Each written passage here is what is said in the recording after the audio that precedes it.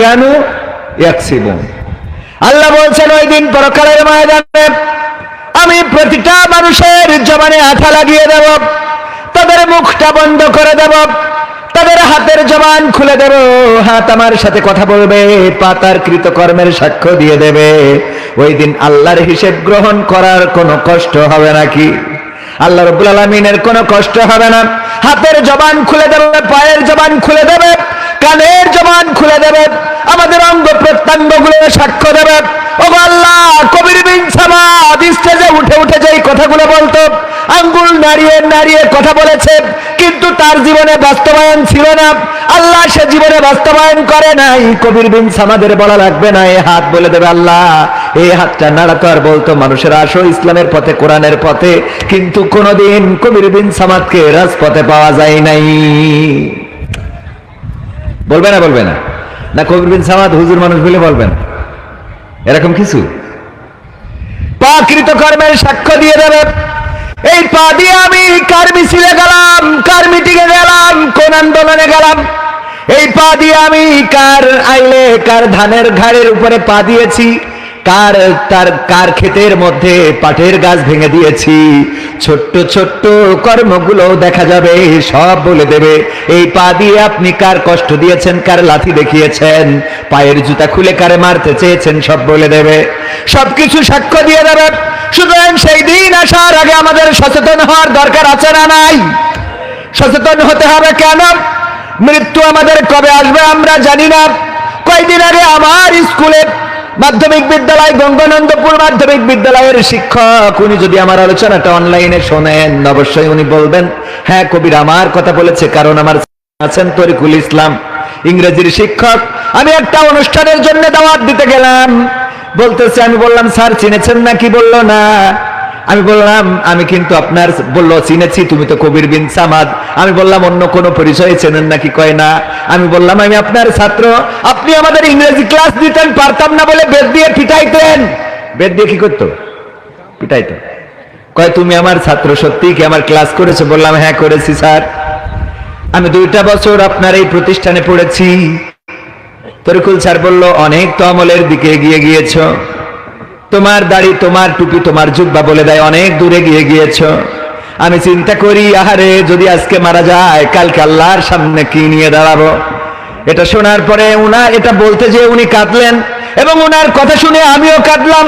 যেই মানুষটা ইন করে আছে, সে শার্ট পরে, প্যান্ট পরে, এই মানুষটা দাঁড়িয়ে রেখেছে, সুন্দর সুদর্শন একজন মানুষ, এখনো তার মধ্যে স্মার্টনেস রয়েছে। মানুষটা বলতেছে আমি চিন্তা করি আজকে যদি মারা যায় কালকে আল্লাহর কাছে কি নিয়ে দাঁড়াবো। এই ভয়ে না, এই ভয়টাই আমার বেশি কাজ করে। আমি বললাম স্যার আপনার যে ভয়টা আছে, মনে করেন কবির বিন সামাদ জুব্বা পড়েছে, টুপি মাথায় দিয়েছে, দাঁড়িয়ে রেখেছে, এই জন্য মনে হয় পরকালে জান্নাতের সার্টিফিকেট পেয়ে গেছে, পরকালে দেখা যাবে আপনি বেঁচে গেছেন আর আমার মতো হুজুরেরা জাহান্নামে। বিশ্বাস হয় না আপনাদের? বিশ্বাস হলো না? জাহান্নাম উদ্বোধন করা হবে 3 শ্রেণীর লোক দিয়ে। কয় শ্রেণী? আপনাদের কথা বলতে কষ্ট হচ্ছে। কয় শ্রেণী? সবাই বলেন কয় শ্রেণী? 3 শ্রেণীর লোক দিয়ে। প্রথম শ্রেণী হলো আলেম। আল্লাহ রাব্বুল আলামিন 1 শ্রেণীর আলেমদেরকে দাঁড় করাবেন আর বলবেন ও আলেমেরা, তোমরা দুনিয়ার পরে সম্মান চেয়েছিলে, দুনিয়ার পরে সুখ্যাতি চেয়েছিলে, সবাই যেন তোমারে মাদানি বলে, আজহারি বলে, তোমারে যেন মাক্কি বলে, তোমারে যেন এমুক তমুক, আমাদের সবার নামের শেষে একটা করে জিহাদি, বিপ্লবী, সুনামি, আমফানি আছে না নাই? কে আসবে যুক্তিবাদী? না কথা কয় না। কে আসবে? জিহাদি সাহেব জিহাদ করেছে কোথায়? যখন পকেটে টাকা দিয়েছে আর পেট ভরে খাওয়াইছে, তখন স্টেজে এসে চেয়ার ভেঙেছে, এই হলো জিহাদি। কথা কয় না।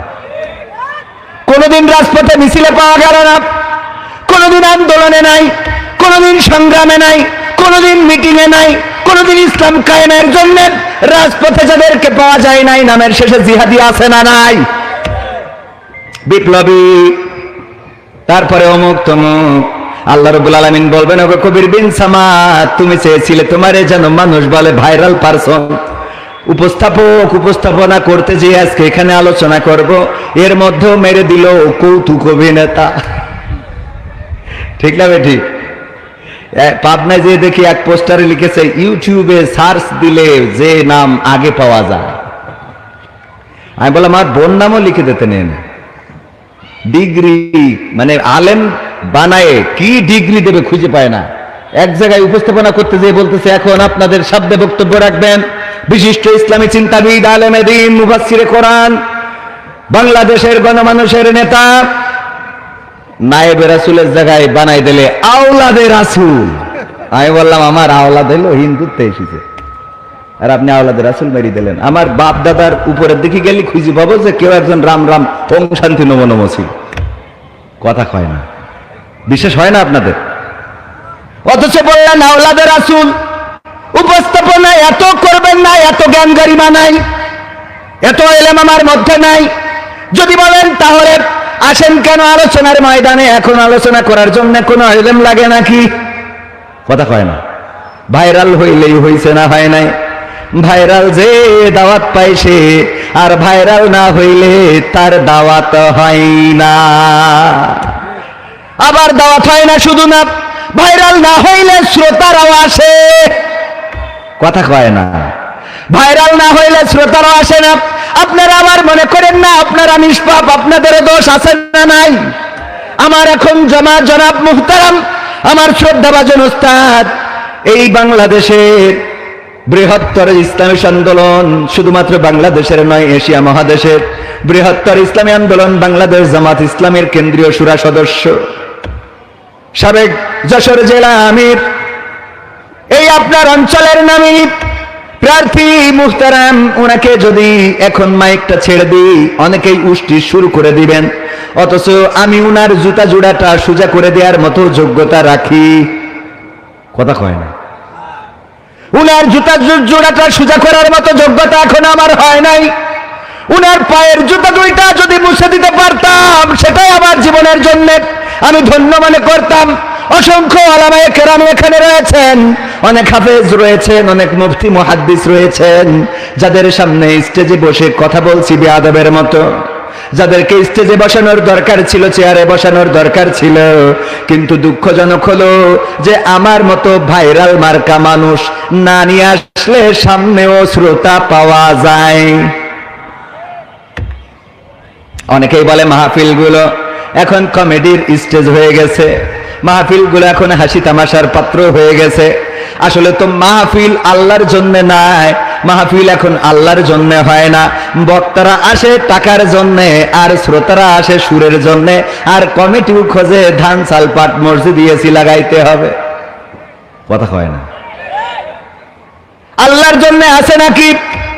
আমি বলি নামাজটা আল্লাহর জন্য। যখন মুয়াজ্জিন আযান দেয়, যারা নামাজে যায়, নামাজের মধ্যে যদি কারেন্ট চলে যায়, ফ্যানটা বন্ধ হয়ে যায়, এমন কোন মুসাল্লি আছে নাকি নামাজটা ছেড়ে চলে যায়? কথা কয় না, আছে? যদি ফ্যানটা বন্ধ হয়ে যায় কেউ নামাজ ছাড়বে না, কারণ নামাজটা পড়ছে কার জন্য? কিন্তু এই মাহফিলে আসার পরে যদি গরম লাগে,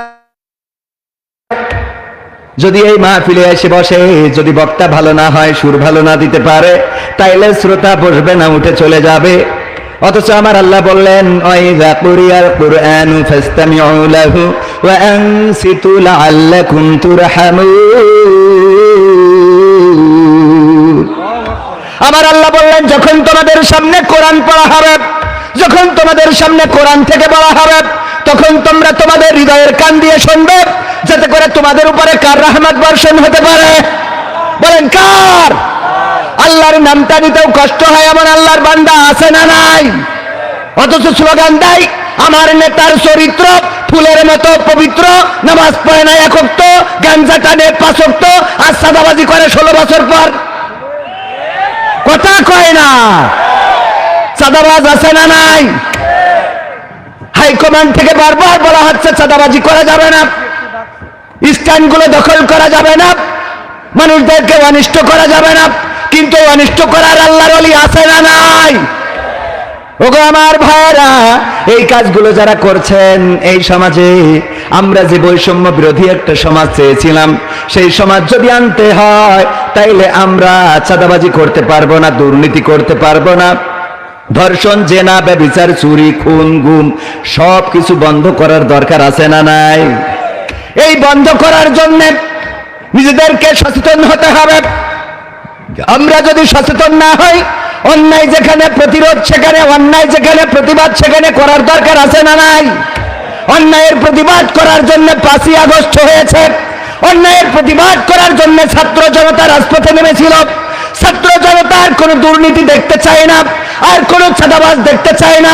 আর ওই জগন্নাথ বিশ্ব যেমন করে 100টা ধর্ষণ করে ধর্ষণের সেঞ্চুরি উদযাপন, এমন ধর্ষণ আর বাংলার জমিনে দেখতে চায় না। এই জন্যই 5ই আগস্টে আমার দেশে যে গণবিপ্লব হলো, জুলাই থেকে শুরু হওয়া 5ই আগস্ট পর্যন্ত বা 36শে জুলাই পর্যন্ত যেটা ঘটে গেল, 2000-এরও বেশি ছাত্র জীবন দিল, 20,000-এর বেশি ছাত্র পঙ্গুত্ব বরণ করল, আহত হলো, হাত হারালো, পা হারালো, চোখ হারালো, কান হারালো, চেহারা হারালো, সৌন্দর্য হারালো, সংসার হারালো। ওগো আমার ভাইয়েরা, এত রক্তের বিনিময়ে আনা বিপ্লবটা এখন আবার অনেকেই দাদাবাবুর সাথে তাল মিলায়ে ধ্বংস করে দিতে চাই। ঠিক না ঠিক? আমরা স্পষ্ট করে বলতে চাই, ছাত্রদের রক্ত দিয়ে যে বিপ্লব এসেছে, সেই বিপ্লব আর দাদাদের হাতে তুলে দেওয়া হবে না। দাদাদের সাথে যারা মিল রাখবে, যদি আবার মুহতারাম আজিজুর রহমান সাহেব মিল রাখে, উনাকেও বয়কট বয়কট বয়কট। ঠিক না ঠিক? কারণ দাদাদের প্রেসক্রিপশনে আর বাংলাদেশ চলতে পারবে না। বাংলাদেশ চলবে বাংলাদেশের জনগণের কাঙ্ক্ষিত চিন্তা চেতনায়। জনগণ যেটা সিদ্ধান্ত নেবে সেটাই বাংলাদেশে কায়েম হবে। দাদাদের কোনো প্রেসক্রিপশন বাংলাদেশে চলবে না। দাদারা বলে যে তারা নাকি আমাদের দেশের কল্যাণকামী, অন্যান্য রাষ্ট্রের থেকে, অন্যান্য দেশের থেকে দাদারাই নাকি আমাদের দেশে বেশি কল্যাণ চায়। আমার এই জন্যে আমার নেত্রী চলে গেল আর ওরা ভিসা বন্ধ করে দিয়েছে। ঠিক না বেঠে? নেত্রীও নাই, ভিসাও নাই। শুধু ভিসা বন্ধ করে নাই, তারা আমাদের পেঁয়াজ আলু, মোদির আলু বন্ধ করে দিলে। কথা কয় না? আলু বন্ধ করলো, পেঁয়াজ বন্ধ করলো, আমাদের বর্ডার বন্ধ করলো। সর্বশেষ আমাদের যে ট্রানজিট শিপমেন্ট কি যেন একটা, এটা বন্ধ করেছে না করে নাই? যার জন্যে ট্রান্সশিপমেন্ট, আমি তো ইংরেজি বলতে যে দাঁত ভাঙে যায়। ট্রান্সশিপমেন্ট মালয় ভাষা খুব ভালো বলতে পারি। মালয়েশিয়ায় ছিলেন এমন কেউ আছেন? মালয়েশিয়ায় ada orang tapi tak mau angkat tangan. Kenapa? Malu ah, tak malu lah. Kita duduk Malaysia, alhamdulillah, remittance juta lah, betul kan? হ্যাঁ আলহামদুলিল্লাহ। তো যাই হোক, মানে যেটার চর্চা না থাকে সেটা, তবে নিয়ত আছে যে আমেরিকায় যাব কোন এক সময়, যে অন্তত 2-3 মাস থেকে ওখান থেকে এসে একটু ফটর ফটর করবো। আল্লাহ কবুল করুন, বলেন আমি। আমার নামের আগে পরে কোনো ডিগ্রি নাই, মানে কি দেবেন, একটা মাঝে মাঝে মনে হয় যে একটা ডিগ্রি থাকা উচিত, যেহেতু বিপ্লবী, জিহাদি, সুনামি, আমফানি। একজন কাতারে ছিল, নাম দিয়েছে অমুক মাওলানা কাতারি। সহ্য না করি পারা যায়, মানে টাইটেল। তো আমি চিন্তা করলাম যে সবাই যখন এরকম করে লাগাচ্ছে, আমি একটু উগান্ডাতে ঘুরে এসে লাগাই দেবো কবির বিন সামাদ উগান্ডি। এটা একটা আনকমন হবে, আনকমন, মানে এটা কেউ লাগাই নাই, ঠিক না? হ্যাঁ, যাই হোক, সময় খুবই দ্রুত চলে যাচ্ছে। মাহফিল তো শুরুই করি নাই, আমি এখন শুরু করবো। দ্বিতীয় বার্ষিক তাফসীরুল কোরআন মাহফিল। গতবার কিন্তু বিনা দাওয়াতে এসে গান গেয়ে গেছিলাম, মনে আছে আপনাদের? মনে আছে? কি গান গাইছিলাম কোন তো? তোমাকে জাগতে হবে, তোমাকে থাকতে হবে, এ সমাজ ভাঙতে হবে, নতুন সমাজ আনতে হবে, তোমাকে জাগতে হবে। কত দুঃখী রাত্রি কাটায় অনাহারে পথের পরে, এখনো আসেনি সুখ বাংলার প্রতি ঘরে ঘরে। কথা কয় না? সুখ কি এসেছে? এসেছে। কত দুঃখী রাত্রি কাটায় অনাহারে পথের পরে, এখনো আসেনি সুখ বাংলার প্রতি ঘরে ঘরে। নীরবে নিভৃতে আজ কাঁদছে কত মানবতা, নীরবে নিভৃতে আজ কাঁদছে কত মানবতা। মেনে নেওয়া যায় না আজি তোমার এত নীরবতা।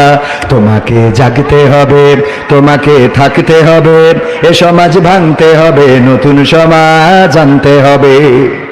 কত বন্ধুর সীতা হয় লাঞ্ছিতা হয় পথে ঘাটে, নিরাপদে যাই না চলা পথে কিবা বাজার হাটে। ধর্ষণ আছে না নাই? তাইলে ঠিক বলেন না কেন? মনে হলো আমি বেঠিক বলছি। ঠিক বললাম না বেঠিক বললাম? জেলখানা থেকে স্বামী অ্যারেস্টেড, জেলখানায় আছে। আজকের খবর পত্রিকার নিউজ, জেলখানায় স্বামীকে দেখে যাওয়ার পথে তাকে তা ধরে নিয়ে ধর্ষণ করেছে। শুধু ধর্ষণ করেই ক্ষান্ত হয় নাই, গণ ধর্ষণ করেছে, প্ল্যান করে অনেকেই মিলে ধর্ষণ করেছে। ওগো আমার ভাইয়েরা, এই বাংলার জমিনে ধর্ষণ আছে। আর এই ধর্ষণ যারা করে তারা হিন্দু বৌদ্ধ খ্রিস্টান নন, এই ধর্ষণ যারা করে তারাও মুসলমানের সন্তান। বলেন ঠিক কিনা? ধর্ষণের শাস্তি কি?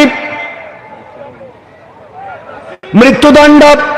মাজা পর্যন্ত গেড়ে দাও, চারিদিক দিক থেকে ইট পাথর নিক্ষেপ করে তাকে সঙ্গে সার করে দাও, এই জমিন থেকে চিরতরে বিদায় করে দাও। এই আইন যদি কায়েম থাকতো তাহলে বলেন দেখি আমার দেশে কি ধর্ষণ থাকতো? না, থাকতো না।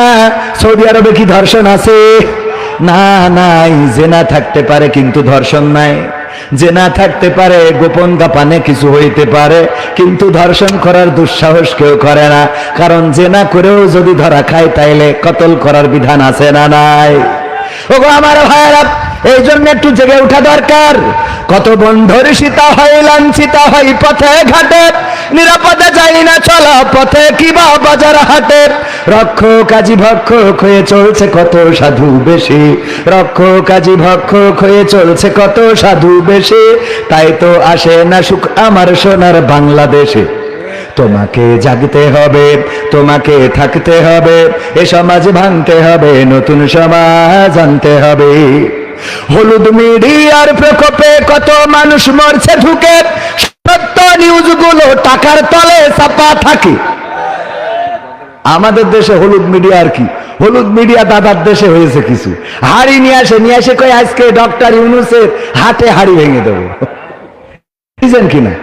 এমন সাংবাদিক মাটির হাড়ি পর্যন্ত নিয়ে আসে তো সাংবাদিকতা করে। আর একজন কি আছে যেন, ময়ূখ রঞ্জন না কি যেন, হ্যাঁ কি রঞ্জন, মূর্খ রঞ্জন। আচ্ছা, এ নতুন শুনলাম। আপনাদের মাথায় বুদ্ধি আছে। বাংলাদেশ থাকবে না, বাংলাদেশ থাকবে না, বাংলাদেশ। তা তোর বাপের কি, তোর 14 গোষ্ঠীর কি? আমার সেই দেখো, বাংলাদেশ থাক না থাক সে আমরা বুঝ করবো, তোর এত জলে কেন? কথা কয় না। বাংলাদেশ থাকবে না।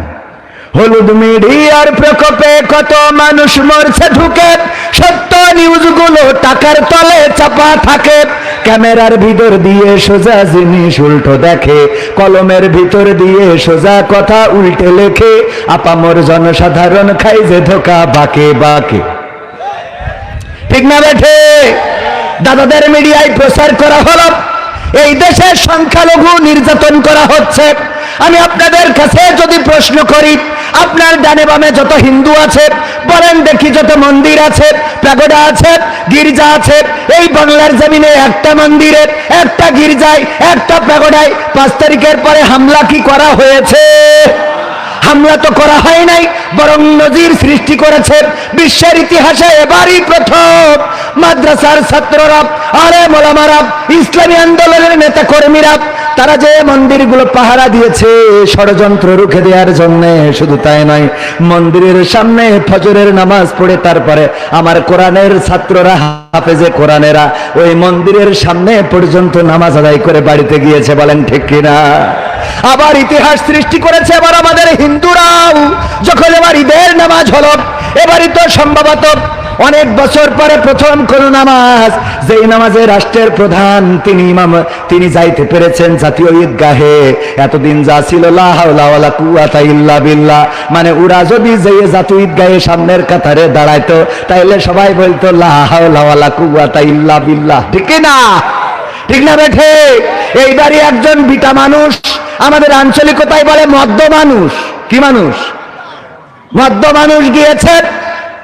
আর এইবারই প্রথম কোন ঈদ গেল যে ঈদে আমার হিন্দু ভাইয়েরা, হিন্দু মায়েরা, বোনেরা, মুসলমানরা যখন নামাজে যায় তখন তাদের গায়ের উপরে ফুলের তোড়া ছিটিয়েছে। বলেন ঠিক কিনা? সৌহার্দ্যপূর্ণ সম্প্রীতির পূজা হয়ে গেল, সৌহার্দ্যপূর্ণ সম্প্রীতির ঈদ হয়ে গেল।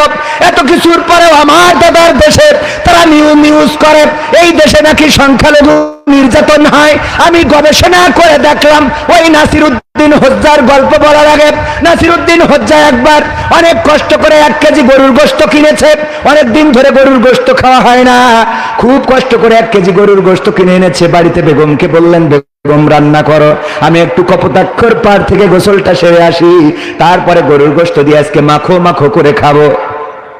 অনেকদিন পরে গরুর গোশত, এরকম হয় না গরিব মানুষের জীবনে? অনেকদিন পরে গরুর গোশত রান্না, 1 কেজি গরুর গোশত কিনে এনেছে। গোসল করতে গিয়েছে বেগম সাহেবা, রান্না করতে করতে 1 কান 2 কান করে খাইতে খাইতে একেবারে 1 কেজি মেরে দেওয়া শেষ। গোসল করে এসে নাসিরউদ্দিন হোজ্জা সরিষার তেল মাখতেছে আর বলতেছে, নিয়ে আসো বেগম, নিয়ে আসো, আজকে কায়দা করে কষি মারবো। বেগম সাহেবা কিসের গোশত আনবে? গোশত মেরে দিয়া শেষ। এমন আল্লাহর ওলি আছে না নাই? অনেক দিন ধরে বেগমও খায় না। বেগম 1 কেজি শেষ করার পরে বুদ্ধি করেছে, মেয়েদের বুদ্ধি কম না বেশি, কিন্তু ধরা খায় না। দেখবেন যে এই যে ধরেন ফোনে কথা বলতেছে চাচাতো ভাইয়ের সাথে, তুমি কতদিন হলো আমার খোঁজই নাও না? খোঁজ নিবা মাঝে মাঝে, ফোন দিবা, তোমার খুব ভালো লাগবে। আমি তোমাকে দেখার পরে শাহরুখ খানকে তো দেখি না। হঠাৎ করে স্বামী এসে যদি গলা ঝাড়া দেয়, আচ্ছা ভাই এসছেন, ভাই তুই এসে বলে বেড়াই যাস? হ্যাঁ তোর, আরে এসছেন মাকিরাম রে ভাই, মানে একদম স্টার জলসার সাথে সাথে বিটিভি, কথা কয় না, চ্যানেল 1 মুড়াতে ঘুরাই দেয়। মানে স্বামী যেন বোঝে না ওর খুব কাছের লোকের সাথে কথা বলতেছে, যেই লোকের সাথে অন্তত সন্দেহ করা যাবে, কথা কয় না। ওগো আমার ভাইরা, বুদ্ধি করে বাড়ি ছিল একটা বিড়াল, বিড়ালটার গলায় দড়ি দিয়ে নিয়ে টানতে টানতে নিয়ে চলে গেছে। নাসিরউদ্দিন হোজ্জার সামনে নিয়ে বলতেছে, কতদিন ধরে বললাম বিড়ালটা ফেলে দিয়ে আসো, তুমি বিড়ালটা ফেললে না, আজকে কি ক্ষতি করিস? কি হয়েছে বেগম? এই বিড়ালটা ওই 1 কেজি গোশত সব খেয়ে ফেলেছে। সত্যি সত্যি খেয়েছে? তুমি বিশ্বাস করো না, আমার তালাকটা, আমি বাড়ি চলে যাই, কার সাথে সংসার করছি আল্লাহ। মানে কান্না আছে না নাই? কিছু কয়ে অমনি কান্না কান্না রে। নাসিরউদ্দিন হোজ্জা বুঝতে পেরেছে এখন অন্তত ঝাড়ি মারামারি না করে সংসার টিকাইতে হইলে একটু বুদ্ধি করতে হবে। বললো তাইলে বিড়ালটা প্যাকেটে ভরো। নিয়ে এসেছে জামতলায় আমার হাফিজুর রহমান দুলাভাইয়ের দোকানে, নিয়ে এসে বলছে তোমার যে মিটারটা আছে একটু এটা অন করো, ওজন দেবো। ওই মিটারের পরে তুলে দেখে বিড়ালটা কাটায় কাটায় 1 কেজি। কয় কেজি? আবার বাড়ি ফেরত নিয়ে গেছে। যে বলছে, বেগম সাহেবা তুমি কি সত্য বলতেছো? কয় আল্লাহ, আমি সত্য বলছি না তো মিথ্যা বলছি? আমি কার সাথে সংসার করছি এতদিন ধরে যে আমারে বিশ্বাসই করে না? নাসিরউদ্দিন হোজ্জা বলতেছে, না তোমারে তো আমি বিশ্বাস করি, তুমি আমার কলিজার টুকরা, আমার প্রাণের প্রাণ, তুমি আমার জান, তুমি আমার পরাণ, আমার সোনার ময়না পাখি। আহা, তোমারে আমি বিশ্বাস করি ও আমার বেগম সাহেবা, কিন্তু আমি বিড়ালটা ওজন দিলাম জামতলায় নিয়ে যে হাফিজুর রহমানের দোকানে, ওজন দিয়ে দেখি বিড়ালটা কাটাই কাটাই 1 কেজি। এখন আমার প্রশ্ন হলো, এটা যদি সেই বিড়াল হয় তাইলে আমার গোশত কই? আর এইটা যদি গোশত হয় তাইলে আমার বিড়াল কই? এটা যদি গোশত হয় তো আমার বিড়ালটা কই? ভাইয়েরা আমার, দাদাদের দেশে মিডিয়া প্রচার করলো এই দেশে সংখ্যালঘু নির্যাতন হচ্ছে। আমেরিকায় যে অভিযোগ করল এই দেশে সংখ্যালঘু নির্যাতন হচ্ছে, এমনকি আমেরিকার কোন গোয়েন্দা প্রধান আসলো তার কাছে অভিযোগ করল যে এই দেশে সংখ্যালঘু নির্যাতন হচ্ছে। ওগো আমার ভাইয়েরা, আমরা খুঁজে খুঁজে দেখলাম সবচেয়ে বেশি নির্যাতিত, সবচেয়ে বেশি আতঙ্কিত হয়ে এই দেশ ছেড়েছেন যিনি, তিনি আর কেউ নন, তিনি হলেন এই দেশে ইসলাম প্রচার করার জন্য যেই পরিবার এসেছিল, বঙ্গবন্ধুর পরিবার। সেই পরিবারের সন্তান শেখ হাসিনা ইসলাম প্রচার করতে এসেছিল এমন আল্লাহওয়ালা। সকালবেলা উঠে আগে যাই নামাজ খুঁজে নিয়ে ফজরের নামাজ পড়ে, তারপরে কোরআন তেলাওয়াত করে দিনের শুরু করে। এই আল্লাহর ওলিরে প্রথম নির্যাতন করে এই দেশ থেকে পাঠানো হয়েছে। বলেন ঠিক না বেঠিক? এটা সংখ্যালঘু না সংখ্যাগরিষ্ঠ? মুসলমান না অন্য ধর্মের? মুসলমান না? সংখ্যাগরিষ্ঠ কি না? সংখ্যাগরিষ্ঠ। 2 নম্বর যিনি নির্যাতনের শিকার হলেন তিনি আর কেউ নন, বিশ্ব ওলি। ওরে বাবা, দাড়ি দেখলি মনে হয় মতিউর রহমান নিজামী রাহিমাহুল্লাহ, মনে হয় আবার এসেছে সালমান এফ রহমান। দরবেশ বাবা, দাড়ি দেখলি এরা মনে হয় না? মনে হয় জামাতের আমির, নায়েবে আমির, জেলা আমির, থানা আমির, এই আল্লাহর ওলি পীর সাহেব। উনি নির্যাতনের শিকার এতটাই হলেন যে দাড়িটাও কেটে ফেলিস। উনি সংখ্যাগরিষ্ঠ না সংখ্যালঘু? কথা কয় না। সংখ্যাগরিষ্ঠ না সংখ্যালঘু? সংখ্যাগরিষ্ঠ। 3 নম্বর আল্লাহর ওলি যিনি, তিনি আর কেউ নন, তিনি হলেন হযরত শামীম ওসমান হাফিজাহুল্লাহ। কথা কয় না। এমন কোন রাত নাই যে 70-80 রাকাত তাহাজ্জুদ নামাজ পড়ে না। প্রতি রাতে 70-80 রাকাত তাহাজ্জুদের নামাজ পড়ে তারপর ঘুমায়, যা আমাদের জীবনেই নাই। 1 বছরে পড়েছি কিনা সন্দেহ হয়। আর উনি এমন কোন রাত নাই যে রাতে 80-90 রাকাত তাহাজ্জুদ নামাজ আদায় করে না। এই আল্লাহর ওলি নির্যাতনের শিকার হয়েছে। 4 নম্বর যিনি, তিনি হলেন আর কেউ নন, হযরত ওবায়দুল কাদের কাকা। ঠিক না বেঠে? সে সংখ্যালঘু না সংখ্যাগরিষ্ঠ? 4 নম্বর আল্লাহর ওলি হলেন মানিক, বিচারপতি মানিককে কালামানিক বলে। এই কালামানিক কেমন? সে চিন্তা করলো দুনিয়ার জীবন আর জীবনই না, আর কোনো বিলাসিতা করা যাবে না। এই জন্য সবকিছু ছাড়ে দিয়ে দাড়িটাও রেখে দিল, মাথায় টুপি পরল, তারপরে চলে গেল জঙ্গলে, কলা পাতায় শুয়ে থাকলো। মানুষেরা তারে ধরলো তো ধরলো, বিচি দুটো খুলে নিয়ে। কথা কয় না? ও আমার ভাইরা, এইভাবে নির্যাতনের শিকার যে কয়জন হয়েছে, তারপরে দীপুমণি, তারপরে যে কিডা, এই যে ব্যারিস্টার সুমন, তারপরে আরাফাত, তারপরে আরো ইনু মেনন, সব আল্লাহর ওলি। ইনু মেননও কেমন আল্লাহর ওলি? ওরা বামপন্থী দল করতো, অথচ পাগড়ি পরে ওমরাটাও সেরে এসেছে। বলেন ঠিক না বেঠিক? সব আল্লাহওয়ালা। আমার প্রশ্ন হলো, এই দেশে সংখ্যালঘু নির্যাতন হচ্ছে। দাদারা বলেন, আমি দেখলাম যে সব তো আগাকাটা মুসলমান, সব তো নামাজি, তাহাজ্জুদ গুজারি, ফজরের নামাজ না পড়ে দিনে শুরু করে না, কোরআন পড়ে তারপরে দিনে শুরু করে। এরা নির্যাতনের শিকার হয়েছে। এখন এরা যদি সংখ্যালঘু হয়, তাইলে আমার সেই আল্লাহর ওলিগুলো কই? কথা কয় না। আর এরা যদি আল্লাহর ওলি হয়, তাইলে সংখ্যালঘু কই?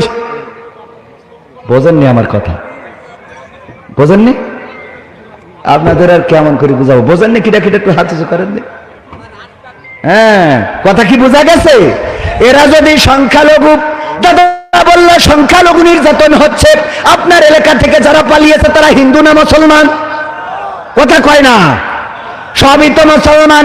হিন্দুরা পালায় নাই, পালানো লাগবেও না, কারণ হিন্দুদের সাথে কোনো দ্বন্দ্ব নাই। আমাদের দ্বন্দ্ব ইসলামী সপক্ষের শক্তি আর ইসলামী বিপক্ষের শক্তির সাথে। বলেন ঠিক কিনা? ইসলামের বিপক্ষে যারা, তাদের বিপক্ষে আমরা। আমাদের কথা ক্লিয়ার।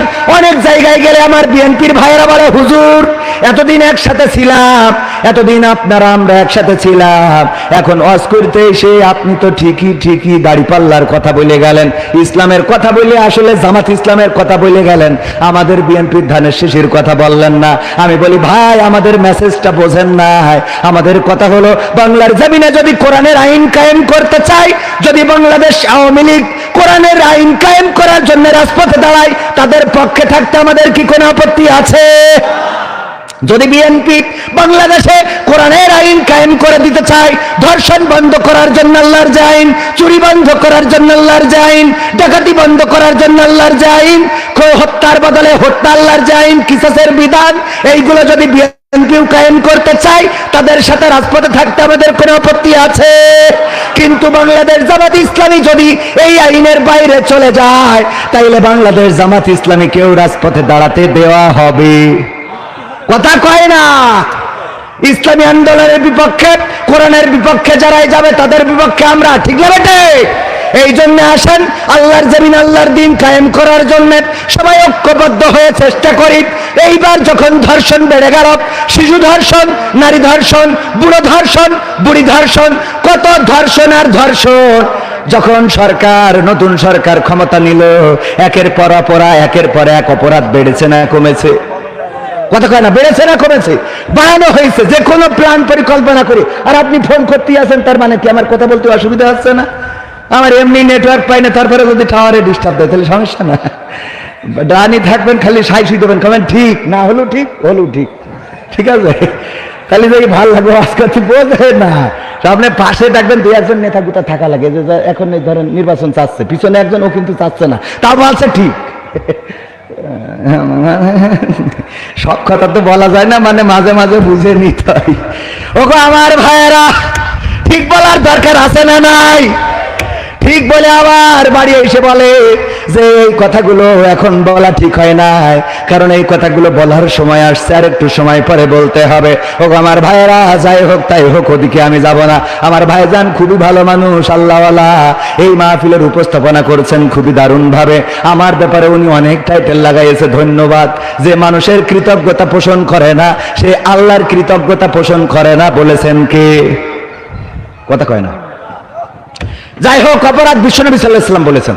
আর অপরাধের কথা বলি, ডক্টর ইউনূস ক্ষমতা নেওয়ার পরে একের পর এক অপরাধ বেড়েছে। মানুষকে এই অপরাধগুলো দেখেছে, ফেস করেছে। চুরি বেড়ে গেল, পরিকল্পিতভাবে চুরি বাড়িয়ে দেওয়া হলো। তারপরে ডাকাতি বেড়ে গেল। আমরা গাজীপুরের মেয়র জাহাঙ্গীর পলাতক, এই পলাতক সে লিখেছে, সে বলেছে আমরা যদি ঢাকায়, দিনের ঢাকায় বেড়াতে না পারি, রাতের ঢাকায় মানুষরে ঘুমাইতে দেব না। বলেন ঠিক না বেঠিক? ধর্ষণ বেড়ে গেল, চুরি ছিনতাই বেড়ে গেল। কারণটা কি? কারণ হলো আল্লামা দেলওয়ার হুসাইন সাইদি রাহিমাহুল্লাহ, উনি সুন্দর করে একটা উদাহরণ দিয়েছিলেন, আপনাদের একটু স্মরণ করিয়ে দিই।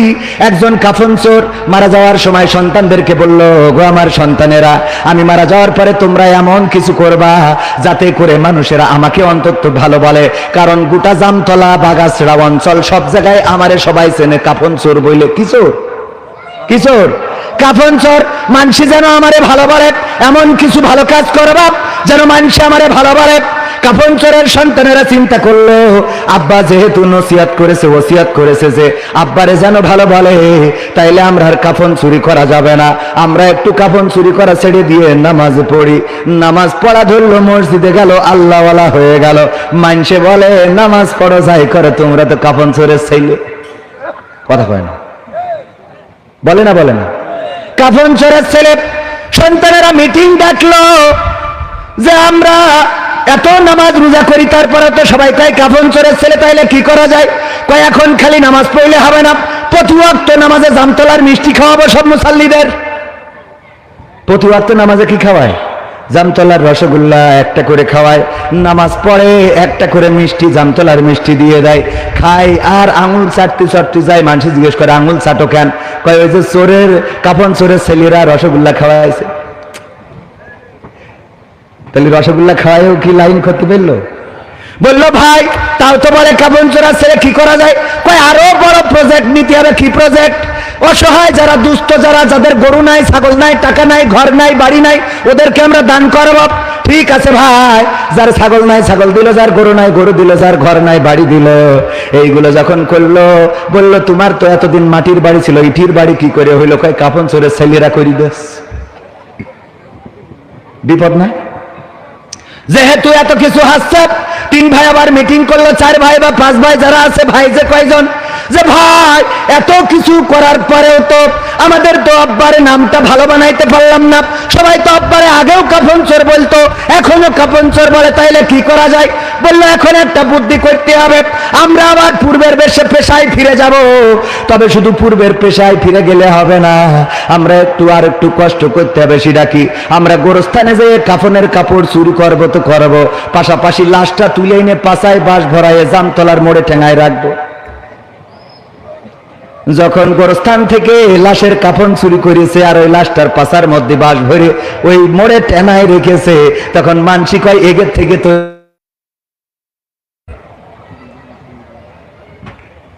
ওরা এবার বলছে আলহামদুলিল্লাহ, আল্লাহ শুক্রিয়া, আব্বারে ভালো বানাইতে পারছি। কথা কয় না।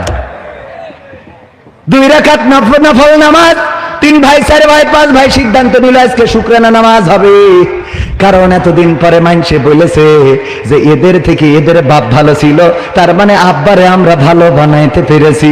তো এই আব্বারে ভালো বানানোর জন্য বাংলাদেশ আল্লাহর ওলিরা তারা জেনা বাড়িয়ে দিল, ধর্ষণ বাড়িয়ে দিল, চুরি ছিনতাই বাড়িয়ে দিল, যেন লোকেরা বলে আগেই তো ভালো ছিল। কথা কি বোঝা গেছে? আসুন এবার আলোচনায় আসি। ভাইয়েরা আমার, আমি পবিত্র কোরআনের সূরা আল ইমরানের 102 নম্বর আয়াত তেলাওয়াত করেছিলাম, মনে আছে না নাই? আল্লাহর নবী সাল্লাল্লাহু আলাইহি সাল্লাম এমন একটা সমাজ গড়ে দিয়ে গেলেন, এমন একটা রাষ্ট্র গড়ে দিয়ে গেলেন, রাষ্ট্রের খলিফা, দ্বিতীয় খলিফা, ইসলামের খলিফা, দ্বিতীয় খলিফা ওমর রাদিয়াল্লাহু তাআলা আনহু রাষ্ট্র ক্ষমতায় হঠাৎ করে 2 জন যুবক, একজন কিশোর বা যুবককে ধরে নিয়ে এসেছে। এসে বলতেছে, ওগো ওমর, আপনার দরবারে এসেছি বিচার চাওয়ার জন্য। কিসের বিচার? এই যে কিশোর বা এই যুবকটারে ধরে এনেছি, এ আমাদের পিতাকে হত্যা করেছে। ওগো ওমর রাদিয়াল্লাহু তাআলা আনহু, আপনার কাছে আমাদের পিতৃ হত্যার বিচার চাই।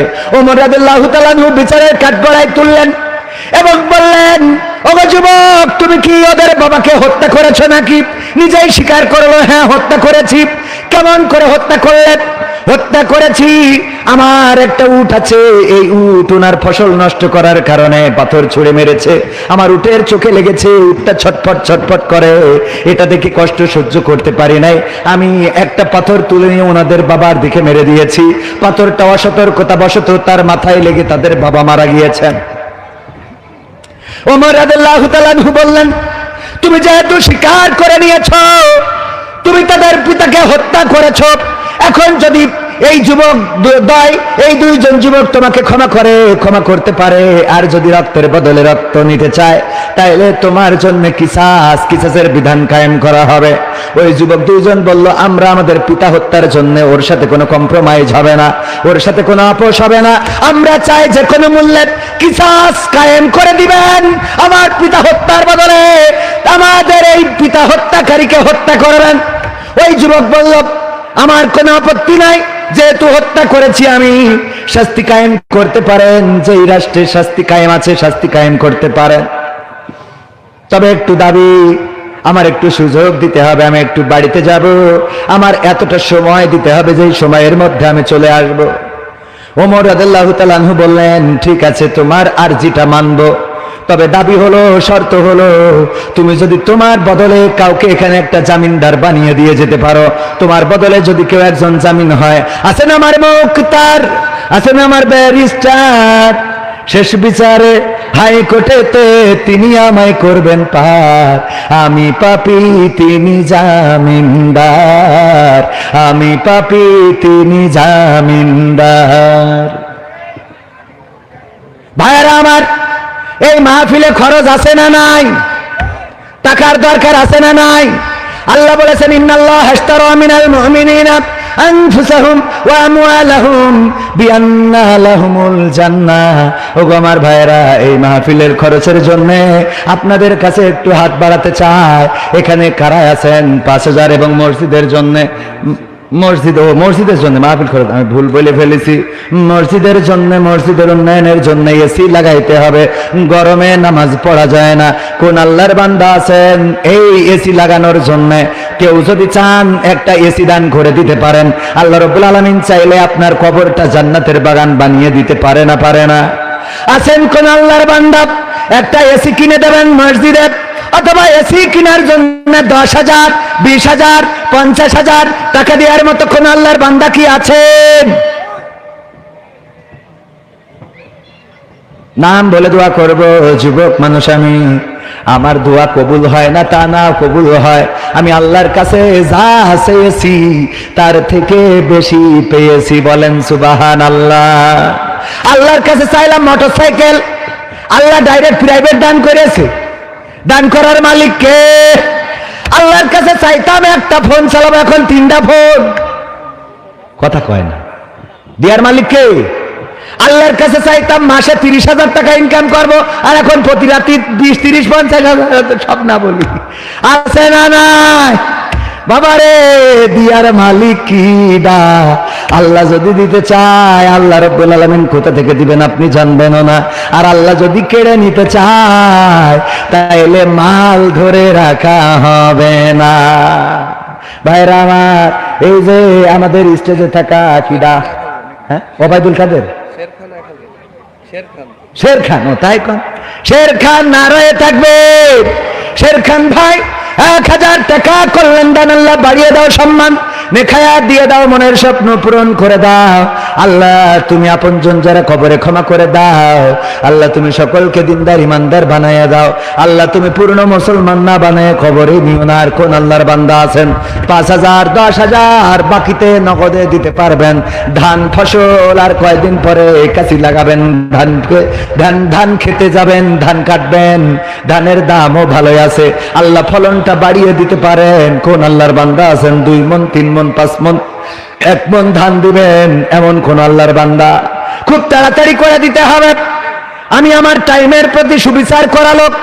আমার যখনই ঘড়ি দেখা এসে গেছে, হুজুর এখনই শুরু করেন, স্টার্ট দিছি না দিই নাই। মোহাম্মদ ইউসুফ আলী দাদা ও দাদি, নানা ও নানির নামে তারা মৃত্যুবরণ করেছে, পৃথিবী ছেড়ে চলে গেছে। 2,000 টাকা করেছে দান। আল্লাহ দাদা দাদির কবর মাফ করে দাও। আল্লাহ তুমি দয়া করে দাদা দাদির কবর জান্নাতের বাগান বানাও, বলেন আমিন। আল্লাহ তুমি দাদা দাদির কবর জান্নাতের বাগান বানাও। আল্লাহ নানা নানির সাথে জান্নাতে সাক্ষাতের ব্যবস্থা করে দিও। পরকালের ময়দানে হাসর নাসর তুমি সহজ করে দিও। আমল নামাটা ডান হাতে দিয়ে দিও। আল্লাহ আমাদের শওকত ভাই কাঠ ব্যবসায়ী মায়ের জন্য দোয়া চেয়ে নগদ 1,000 টাকা করেছে দান। আল্লাহ বাড়িয়ে দাও, সম্মান নিয়ে খায়াত দিয়ে দাও, মনের স্বপ্ন পুরা করে দাও। দানকারীর পিতা মাতার সুখে রেখো কবরে, নূরের টুপি পরায় আল্লাহ তুলিও রোজ হাসরে, বলেন আমিন। ভাইরা আমার, খুব তাড়াতাড়ি দিতে হবে। মিজানুর রহমান বেনে ঘড়ি 1,000, এখানে 2,000 লেখা মনে আছে। 1,000 টাকা আল্লাহ দানকে কবুল করে নাও, নেখায়াত দিয়ে দাও, মনের স্বপ্ন পুরা করে দাও, আপন জনদের কবুল করে নাও। ওগো আমার ভাইরা, আজকে আমি আলোচক, বিশেষ আলোচক, এই জন্য গান একটু কম শুনাইলাম, আলোচনা করলাম বেশি।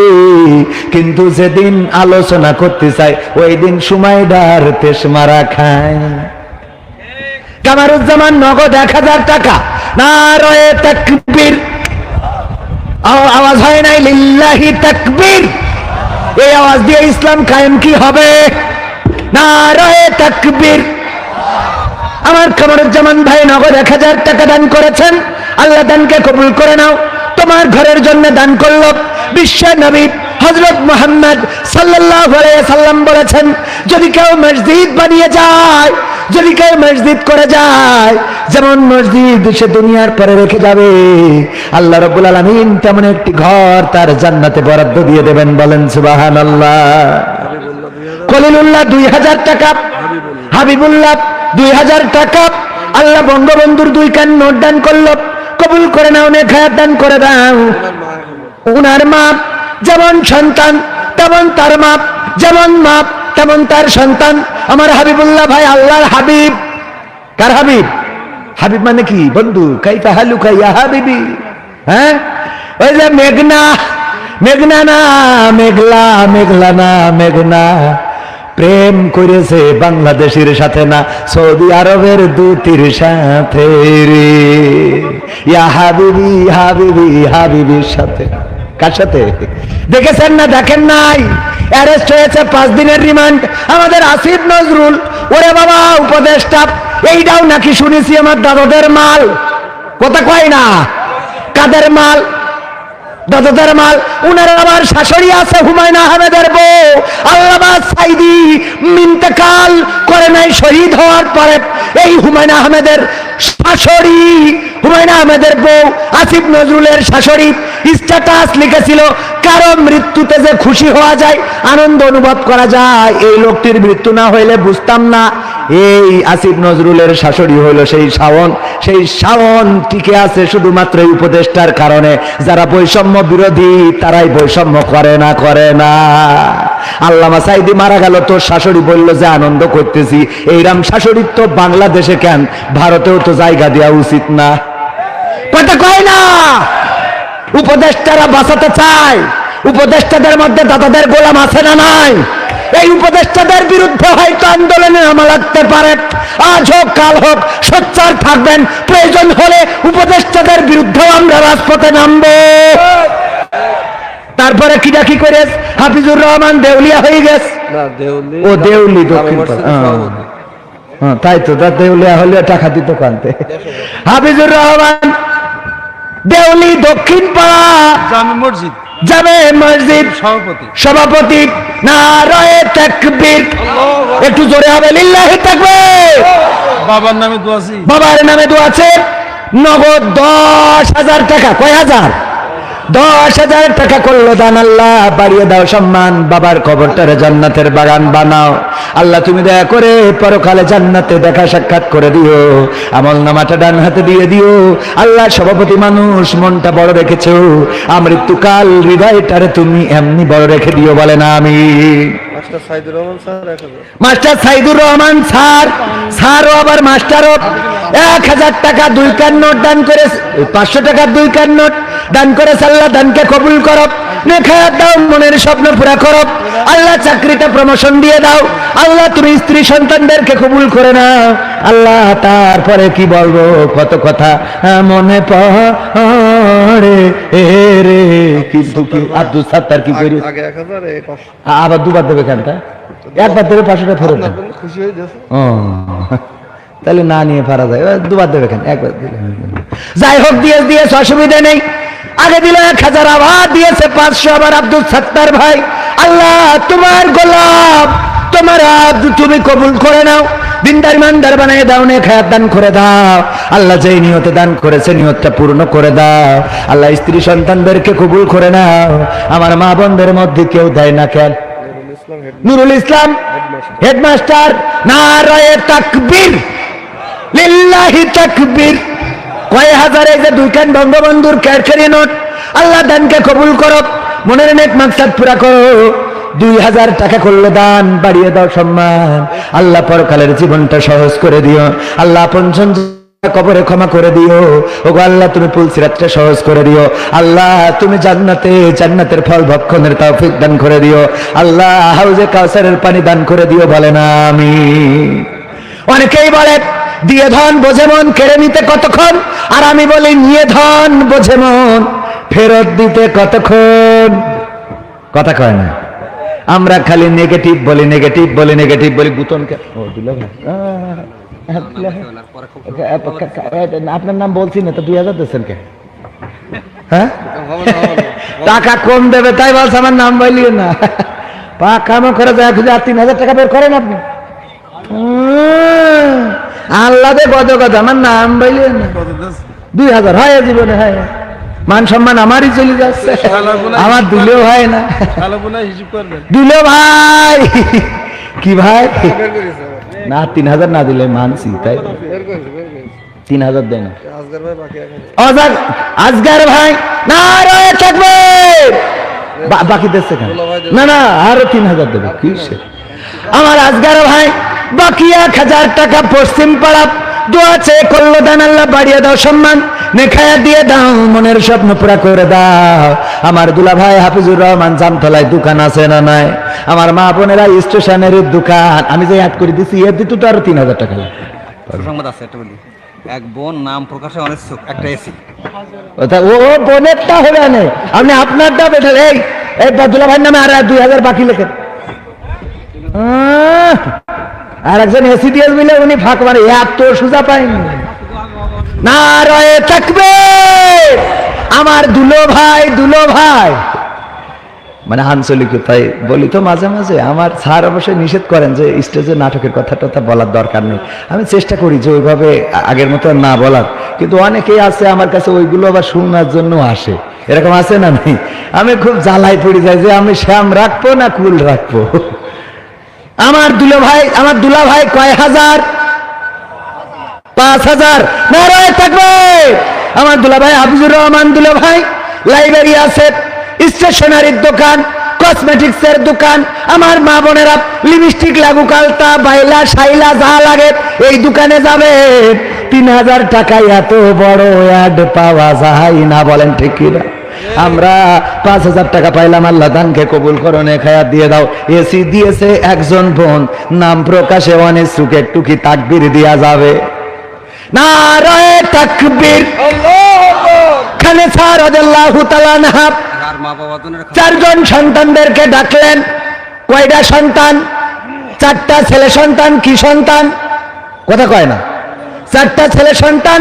খানে স্যার রাদিয়াল্লাহু তাআলা আনহা দিয়ে বললেন, ওগো আমার কলেজার টুকরারা, তোমরা কি শোনো নাই বিশ্ব নবী সাল্লাল্লাহু আলাইহি সাল্লাম যুদ্ধের ময়দানে ডাক দিয়েছে?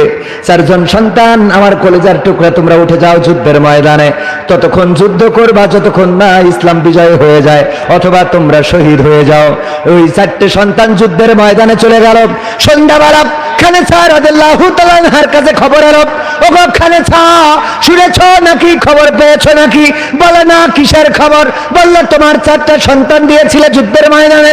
বলল হ্যাঁ দিয়েছিলাম, ফজরের নামাজের সময় ডেকে দিয়েছি, যাও যুদ্ধের ময়দানে যুদ্ধ করবা ততক্ষণ যতক্ষণ না দিন কায়েম হয়ে যায় অথবা তোমরা শহীদ হয়ে যাও। ওই সাহাবী বলল, ওগো খানে স্যার, শুনে তুমি তো শোনো নাই, তোমার 4টা সন্তান যুদ্ধের ময়দানে 4 জন শহীদ হয়ে গেছে। খানে স্যার রাদিয়াল্লাহু তাআলা আনহা 2টা হাত আল্লাহর কাছে তুলে দিলেন আর বললেন, ওগো আমার রব, ওগো আল্লাহ, হে আমার রব, তুমি আমার 4টা কলিজার টুকরা দান করেছিলে, তোমার সম্পদ, কিন্তু আমার মধ্য দিয়ে তুমি দুনিয়ায় দিয়েছিলে। আমি 4টা সন্তানের মা ছিলাম, তোমার নবীর সাথে যুদ্ধে দিয়েছিলাম। যুদ্ধের ময়দানে 4 জন সন্তানই শহীদ হয়ে গেছে। পরকালের ময়দানে তুমি যখন আমার জিজ্ঞাসা করবা তোমার আমলনামা কি আছে আল্লাহ, তেমন তো কিছু দেখাতে পারবো না। শুধু তোমার কাছে বলতে চাই, ওগো রব, আমি 4 জন শহীদের মা হিসাবে তোমার কাছে দাঁড়িয়েছি। আল্লাহু আকবার। 4 জন শহীদের মা, তুমি যদি চাও আমার 4 জন শহীদের রক্তের বিনিময়ে আমার ক্ষমা করে দিতে পারো, আমার কোন আমল নাই, আমি 4 শহীদের মা। আমাদের একজন বোন সেইখানে রাদিয়াল্লাহু তাআলা আনহার মতো, আহারে, যখন পুরুষেরা 10,000 টাকার উপরে উঠতে পারে নাই, আমাদের একজন বোন একটা এসি এয়ার কন্ডিশন মসজিদে দান করে দিতে চেয়েছে। সবাই চিল্লায়ে বলেন আল্লাহু আকবার, নারায়ে তাকবীর। আল্লাহ রাব্বুল আলামিন আমাদের বোনের দানকে কবুল করে নিন। যেই নিয়তে দান করেছে আল্লাহ বরকত দিয়ে দাও, আপনজন যারা কবরে ক্ষমা করে দাও, বলেন আমিন। আমার দুলাভাই দোয়া চেয়েছেন পিতামাতার জন্য। বাপজান ছিলেন শিল্পপতি মানুষ, সন্তানেরাও আল্লাহর পথে চলেছেন, দিনদার ইমানদার হিসাবে নিজেদেরকে প্রতিষ্ঠিত করার চেষ্টা করেছেন। আল্লাহ তুমি দয়া করে আমার দুলাভাইয়ের পিতামাতার কবরটারে জান্নাতের বাগান বানিয়ে দাও, বলেন আমিন। আমাদের বোনকেও কবুল করে নাও। মোহাম্মদ কিরা সাজেল ভাই 2 মণ ধান পিতার জন্য দোয়া চেয়েছে, আল্লাহ ধানে বরকত দিয়ে দাও, আল্লাহ মালে বরকত দিয়ে দাও। তুমি এমন সম্পদ দান করো যেই সম্পদটা তার থেকে বেশি। 1000 টাকা কিরা মাস্টার মুজাম্মেল হক 1000 টাকা মাদ্রাসার শিক্ষক দান করেছেন। আল্লাহ দানকে কবুল করো, নেখায়াত দাও, মনের স্বপ্ন পুরা করো। আল্লাহ যে করলো দান বাড়িয়ে দাও, সম্মান দিয়ে ধন বোঝে মন কেড়ে নিতে কতক্ষণ, এই কথা না বলে আমরা বলতে পারি নিয়ে ধন বোঝে মন ফেরত দিতে কতক্ষণ। আপনার থেকে নিবে আবার আল্লাহ আপনাকে আবার ফেরত দিয়ে দেবে, এই ক্ষমতা আল্লাহর আছে না নাই? আল্লাহ যখন নেয় নিতেই থাকে, নিতেই থাকে, নিতেই থাকে, আর যখন দেয় দিতে থাকে, দিতে থাকে, দিতে থাকে। এত দেওয়া দেয় যে পাত্র খুঁজে পাওয়া যায় না রাখা। এই জন্য দেখবেন খাটের নিচেও সয়াবিন তেলের বোতল পাওয়া যায় না, যায় না? হ্যাঁ, সব করবেন পাকা মাখারা জায়গা খুঁজে পাবো। অনেক বড় পার্টি তো পার্টি আছে, আমি যে ওয়াজ করলাম এরপরে যদি ওকে মন না গলে তো শয়তানও তো ঠিক করতে পারবে না। ও আমার ভাইয়েরা, শয়তানের ধৈর্যের সাথে আমি বলি আমাদের যদি শয়তানের মতো ধৈর্য হতো তাইলে আমরা দিন বিজয় করতে পারতাম। শয়তানের মতো ধৈর্য কার মতো? শয়তানের ধৈর্য কেমন একটু চিন্তা করে দেখবেন। যেই ব্যক্তি 5 ওয়াক্ত নামাজি, রোজাদার, আল্লাহওয়ালা, তাহাজ্জুদ পড়ে, শয়তান চিন্তা করেছে ওর আর ধোঁকা দিয়ে লাভ নেই, আমি ছেড়ে দিলাম, ওর রাস্তায় আর দাঁড়াবো না, এরম করেছে কোনোদিন? কথা কয় না, করেছে কোনোদিন? ও প্রতিদিন ফজরে যেয়ে গা টেপে আর বলে আর একটু ঘুমাও, আজকে আবহাওয়াটা নরম আছে, দরকার হলে বাড়িতে পড়ো। কথা কয় না? শয়তানের ধৈর্য হারা হয় নাই, শয়তান ধৈর্য হারা হয় নাই। শয়তান আল্লাহর ইন্নাল্লাহা মাআস সাবিরিন এই আয়াতটা আমল করে চলে, একেবারে মৃত্যুর দিন পর্যন্ত শয়তান পিছনে লেগে থাকে। আর আমাদের ধৈর্য এমন 3 বার 4 বার নামাজে ডেকে যদি না যায়, ও আর ওর চেহারার দিকে একবারও তাকাবে না। ইমরান হোসেন 1000 কথা কয় না, ঠিক না বেঠি? ইমরান হোসেন 1000 টাকা আল্লাহ দানকে কবুল করেন, খায়াত দাও। বড় বড় অনেকেই আছেন জামতলার ব্যবসায়ী, এই যে বড় বড় মিষ্টির ব্যবসা করেন। কথা কয় না? বড় বড় মিষ্টি, দই, টাইলস করেছে বাড়ি। ওরে বাবা, যেই বাড়ি খাওয়াইলো নাম বলবো না, এত সুন্দর বাড়ি, মনে হলো আল্লাহ এখানে আরো 2 দিন থেকে দরকার হলে ওয়াজ করা লাগে, করবা না তাও থাকি। এত সুন্দর বাড়ি রে, আর দান করতে গেলি টাকা থাকে না। ও 10,000 কই আমার কাছে আগে দিয়ে দিয়েছে। কবে দে? হ্যাঁ, তুলার সময়। তাই এখন না দিলে হয়, ওটা তো পুরোই গেছে। ও তুলার সময় ওটা হিসেব আলাদা। কথা কয় না? ও তুলার সময় হিসেব আলাদা, এখনকার হিসাব আলাদা। আমার ভাইজান মনিরুজ্জামান কই বলেন দেখি, নতুন করে আর 10,000 টাকা মেরে দেন, একটু দোয়া করে দিই। আমার মনিরুজ্জামান ভাই, মতিউর রহমান মসজিদের সদস্য, 1000 টাকা। মনিরুজ্জামান ভাই ফোন দেন, কোন যে হুজুর আর 10,000 টাকা চাচ্ছে।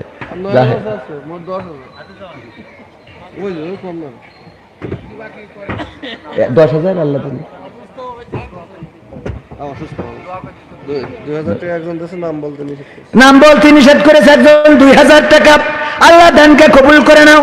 আমার মনিরুজ্জামান ভাইজান অত্যন্ত নম্র ভদ্র একজন মানুষ, সুন্দর একটা বাড়ি করেছেন।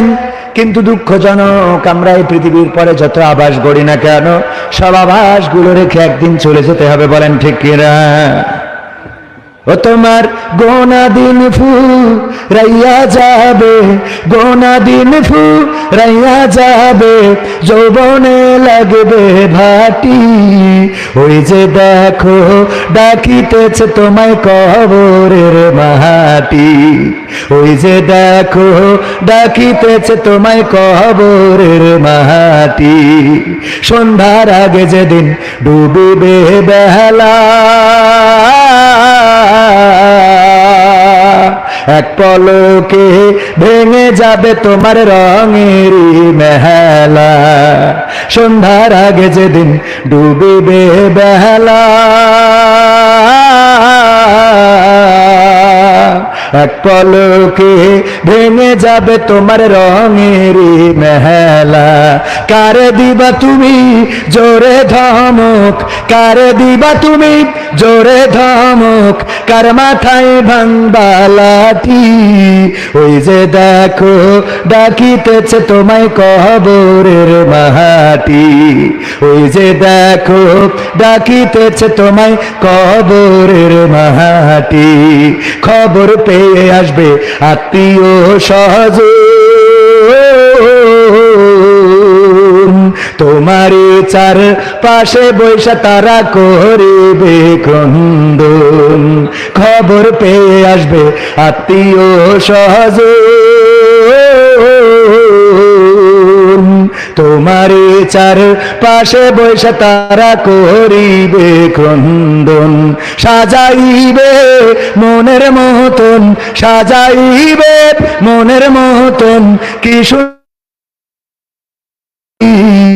ওই যে দেখো ডাকিতেছে তোমায় কবরের মাটি, ডাকিতেছে তোমায় কবরের মাটি। ঠিক না বেঠে? প্রতিদিন কবর ডাক দিয়ে বলে আল্লাহর বান্দা তৈরি হও,